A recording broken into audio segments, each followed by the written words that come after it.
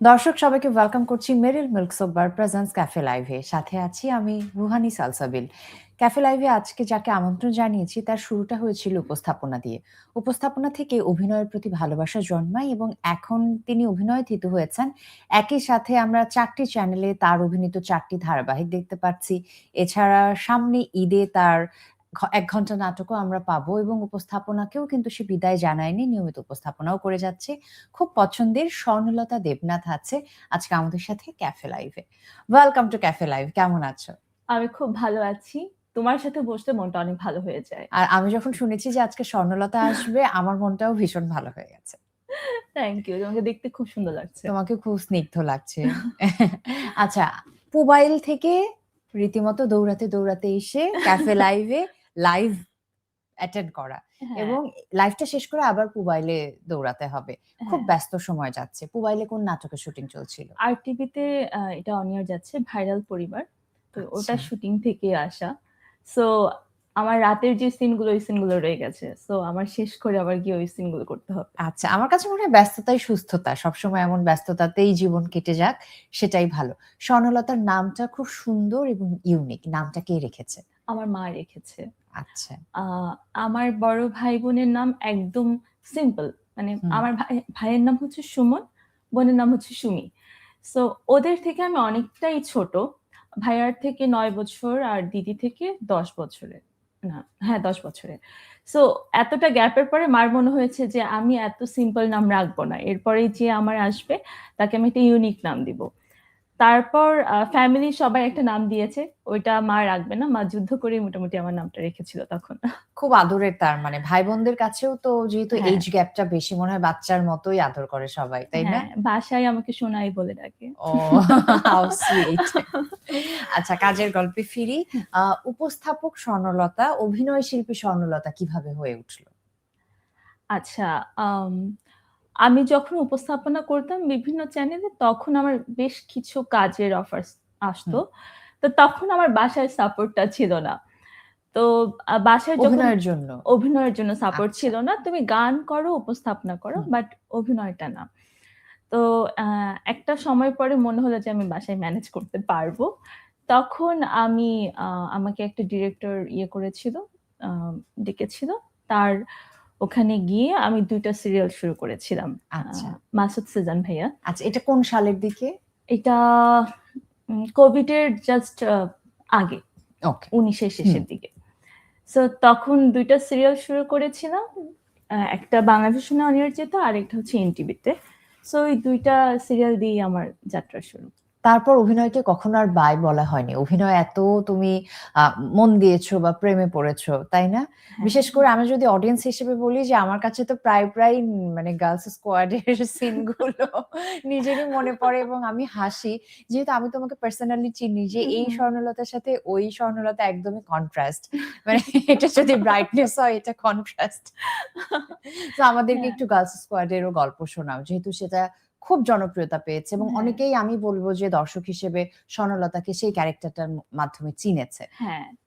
আ girls squad এর জার্নিটা শুরু হয় কোভিড এর পরপর আমার কাছে একটা স্ক্রিপ্ট হুম। এসেছে। তো ওখানে দেখলাম ৬ টা মেয়ের জীবনের গল্প ডিফারেন্ট ওয়েতে। সো আম আমার স্ক্রিপ্টটা পেয়েই খুব ভালো লেগেছে। অ্যান্ড যখন সেটে গেলাম, তখন কোভিড থেকে মাত্র আমরা নরমাল হচ্ছিলাম। সবাই একটা আতঙ্কের মধ্যে ছিলাম। সেই বাসায় একা থাকার পরেই আতঙ্ক কেটে যখন সেটে গিয়েছে ৬ টা মেয়ের এত আনন্দ।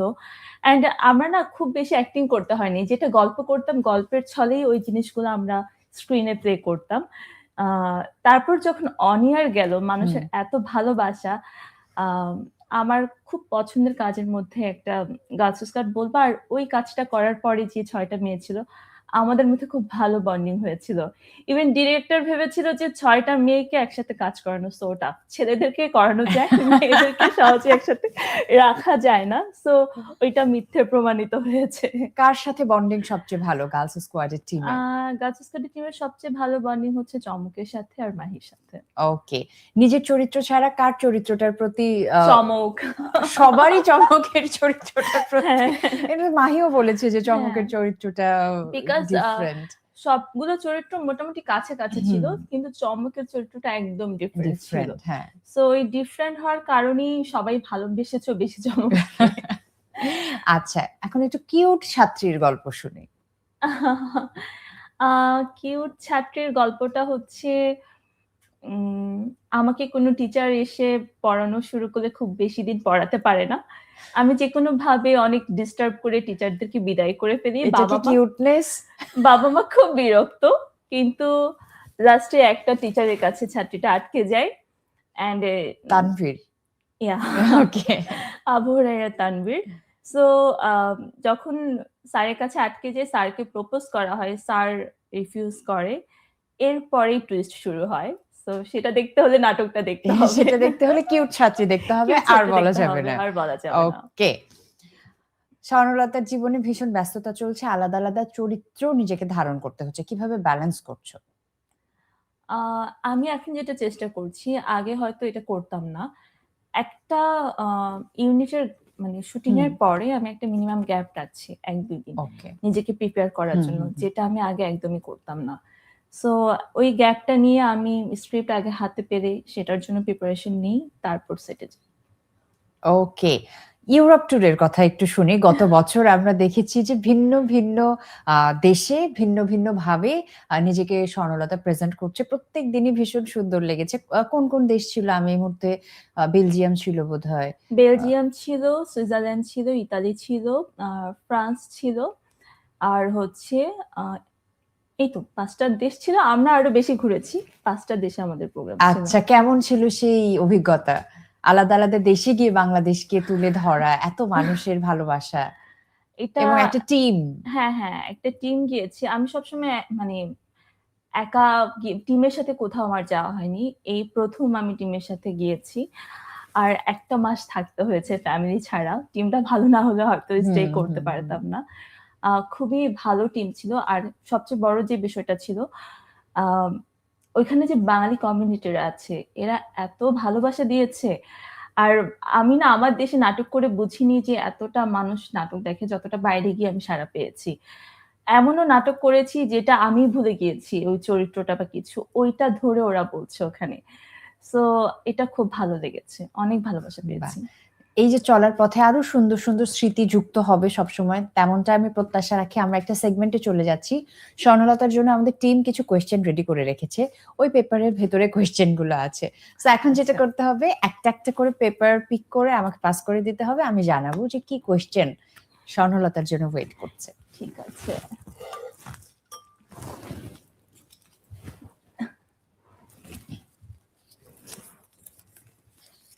প্রশ্ন হলো, স্বর্ণলতার প্রিয় চঞ্চল চৌধুরীর সাথে কাজের অফার এলো কিন্তু শিডিউল খালি নেই।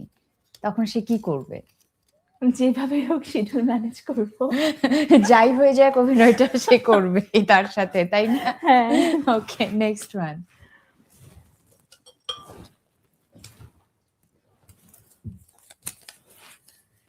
৪ চ্যানেলে ৪ ধারাবাহিক নাটক নিয়ে ব্যস্ত সময় পার করছে স্বর্ণলতা। একসাথে ৪ টি চরিত্রের ধারাবাহিকতা মেইনটেইন করতে সমস্যা হয় নাকি কম্প্রোমাইজ করতে হচ্ছে? আ একটু তো কম্প্রোমাইজ করতে হচ্ছে। কিন্তু আমি যেটা বললাম, আমি যখন শিডিউলটা দেই তখন ওই গ্যাপটা মাথায় রাখি। ওই গ্যাপটা মাথায় রাখলে তখন অ্যাডজাস্ট হয়ে যায়। আর আমি সিরিয়ালটা করতে পছন্দ করি এটাই একটা কারণ যে একটা চরিত্র লম্বা সময় ধরে থাকা যায়। হুম, যেটা আমরা সিঙ্গেল গুলাতে করতে পারি না। সো আম আমার যেমন এখন যেই আ চরিত্রগুলো আছে এর মধ্যে আমার যদি বলতে হয়, দীপ্ততে রূপনগর যাচ্ছে। একদমই ভিন্ন। মানে আমি আগের দিন এত শান্ত থাকি, এরপরে যদি অন্য কোনো সেটে শুটিং থাকে, আমি সেটার সাথে মিলাতে পারি না। একদম শান্ত হয়ে যাই পরের দিনের সেট গুলাতেও। সো আ না আমি এনজয় করি। একেক দিন একেকটা চরিত্রের ড্রেসের সাথে, সাথে। কন্টিনিউটি নিয়ে মাথা খারাপ হয়ে যায় না? না টিম খুব কোঅপারেট একটু করে? ঝামেলা হয়, টিম কোঅপারেট করে। ওকে, নেক্সট ওয়ান।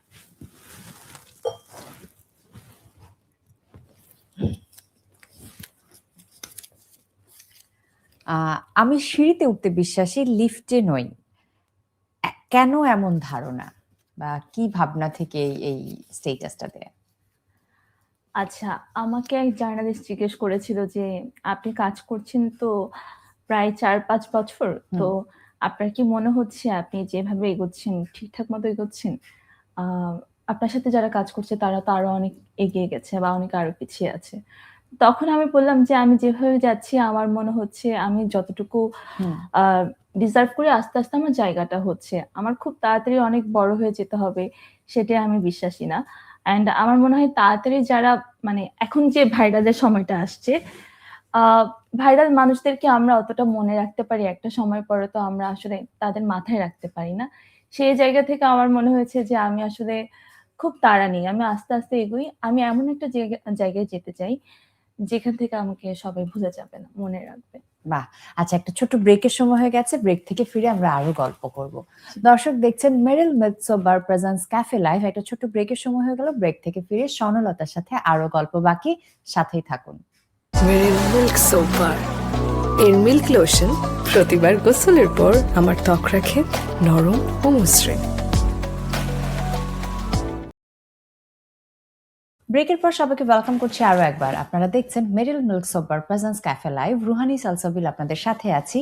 খুব পছন্দের স্বর্ণলতা দেবনাথ আছে আজকে আমাদের সাথে। Welcome back. সো আমরা আমাদের অফিসিয়াল ফেসবুক পেজে জানিয়ে দিয়েছিলাম যে স্বর্ণলতা আসবে। দর্শকদের অনেক প্রশ্ন আছে, সেখান থেকে আমি কিছু প্রশ্ন তোমাকে করছি। এসকে রাতুল আহমেদ তিনি বলেছেন, আপনার এত সুন্দর অভিনয়ের রহস্য কি? যত দেখি ততই প্রেমে পড়ে যাই। উনি আমাকে খুব ভালোবাসে, আমার চরিত্রগুলোকে ভালোবাসে তাই উনার ভালো লাগে খুব বেশি। আর আমি আমার জায়গা থেকে চেষ্টা করি। আচ্ছা, আমি একজন পরিচিত মানুষের কমেন্ট দেখতে পাচ্ছি, শেরতাজ জাহান জেবিন। আপনার সবথেকে অপছন্দের ডিরেক্টর কে? Zebin, very bad. জেবিন ইচ্ছে করে আমাকে উম বলতেই হবে, স্কিপ করা যাবে না। আ তাহলে যদি বলতে হয় আমি মাইদুর রাকিবের কথা বলব। কারণ নিজের খুব কাছের মানুষগুলোই খুব অপছন্দের হয়। আমি একটা সেটে গেলে সবসময় ডিরেক্টরের সাথে ঝগড়া করি কথায়, কথায়। খুব পছন্দের, এজন্যই তাকে আমি অপছন্দের বলছি। আমাদের গার্লস স্কোয়াডের ডিরেক্টর মাইদুর রাকিব। খুব সেফ, খুবই সেফ। আ হলো না ব্যাপারটা। যাই হোক, সীমান্ত বলেছেন আপনার ফেভারিট অ্যাক্টর কে? ফেভারিট অ্যাক্টর মোশাররফ ভাই অ্যান্ড চঞ্চল ভাই। আচ্ছা। দুজনের নামই বললাম। আই এম নট সিউর এটা দিদি কিনা, সুমি দেবনাথ। হ্যাঁ, দিদি, তাই না? দিদি। তিনি বলেছেন, আপনার অভিনীত পছন্দের কাজ কোনটি? ওকে, বকুলপুর। বকুলপুর, ওকে। বকুলপুর আমার খুব আ পছন্দ। রূপক সাহা, এই প্রশ্নটির উত্তর আমরা দিয়েছি যদিও, তবুও যিনি যদি যেহেতু উনি জানতে চেয়েছেন, এমন সুন্দর নামটি কে রেখেছেন? আরেকবার তার জন্য। আমার মা। রাকিবুল ইসলাম চৌধুরী জিজ্ঞাসা করেছেন, আপনার ১ম কাকে দেখে নায়িকা হওয়ার ইচ্ছা হয়েছিল?